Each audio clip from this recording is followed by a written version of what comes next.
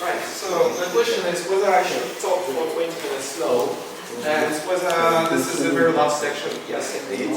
So let's go to the, let me remind you, what is symposium? By one of the definitions, you know, it's when we drink together. I don't know what we are doing here. I imagine symposium should be about talking and discussing, but we're just listening to the lecture, so I will be short. Let's go to what I had in dream. I thought that nanobismuth is super cool. We did some experiments. We miserably failed in reproducing literature synthesis of bismuth nanotubes. Absolutely, there are several, and we cannot do that. But what we did, we actually still believe that studying the curvature effect on bismuth is really promising. So if you know how to do the nanotubes, please come to me. We would like to measure electrocatalytic properties of that. So let's go to this one. What I have as a theoretician, I can model all this, and I did that. But eventually, we cannot synthesize nanotubes. So we can just go here. What we synthesize is something that I don't know what it is. It's some kind of sheets of bismuth, right? And we just reproduced some techniques from the literature. We eventually found a use of that, because if you electrochemically somewhat oxidize bismuth, you get bismuth oxide. And if you have chloride, so you may have bismuth O-chloride, which is a very good way of desalination.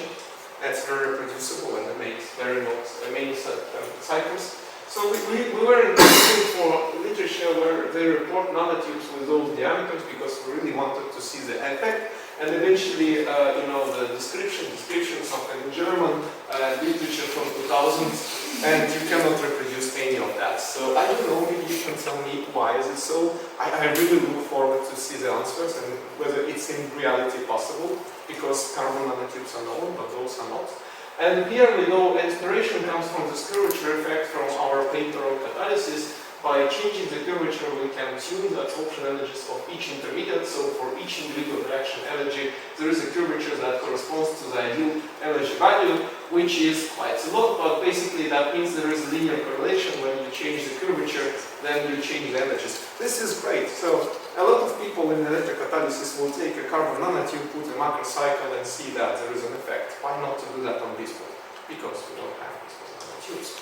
And as you probably know, bismuth 111 is really cool for CO2 reduction. It's one of those which selectively reduce to formic acid, and we also published something. We synthesized a lot of bismuth things, and this is, you know, it's in science. It is I forgot the term, but you kind of say, okay, bismuth is good, so let's make compounds of bismuth, and they will be all good. That's a very false way of thinking. So we synthesized all these metal organic frameworks, sterilized, got a lot of catalysts. Nothing works on the bismuth 111. And the reason is because if you do the calculation, then the path is like this, and you get a formic acid. It's one and only. And there's another application, but actually I was inspired by this thing. For some reason I have no animation here, but you know, as it's it might have semiconductor properties, bismuth, if you have layers. So if we are thinking about the solar cells, then there is an optimum with a band gap of, I think it's 1.3. So silicon is 1.1, but it's very cheap. And germanium is less, and it is very expensive. And bismuth, that question, where is the bismuth? And I did the calculations actually many years ago. And if you have just 1 layer, 2 layers, 3 layers, 4 layers, 5 layers, which we just seen in the talk right now. So when you have different number of layers, the band gap goes from some value to 0. And eventually, I actually don't know what is the literature. Now it depends on the substrate, but what is the band gap for just one monolayer or bilayer, how you call it, of bismuth? So for me, it was just really interesting to see whether you have the band gap which goes to that. And for that reason, I just started to simulate those bismuth layers. And of course, as a theoretician, when you have a computer, it doesn't cost you anything to create some periodic models like these nanotubes. And in the literature, I was inspired by these pictures. So anyone has, how they got it? I don't know. And they report that depending on the diameter, you can even have different band gaps, which is great. And of course, I will make it short, so we're already on the third slide, you see. I like bismuth because you can dream a lot, because it's not only nanotubes, and you can just repeat, why not tumors? And these are great. And I think that in experiment, even if you get something, then it will be very different. So it's an onion structure, right? And still, it's beautiful. And in fact, I started with something like this. I was dreaming, so I don't have animation, but now maybe you know the Huberman sphere. Do you know that?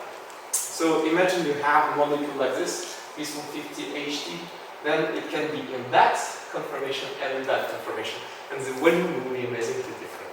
And with that, I would like to go back to this slide, thanking my collaborators who did experiments, which miserably failed, of course, and I did the calculations which always go right. Whatever you calculate, and then the whole motivation was trying to apply this bismuth nanotubes to curvature and to test the curvature effect in the electrophotolysis. So if you know how to do the nanotubes, please contact me. That's all.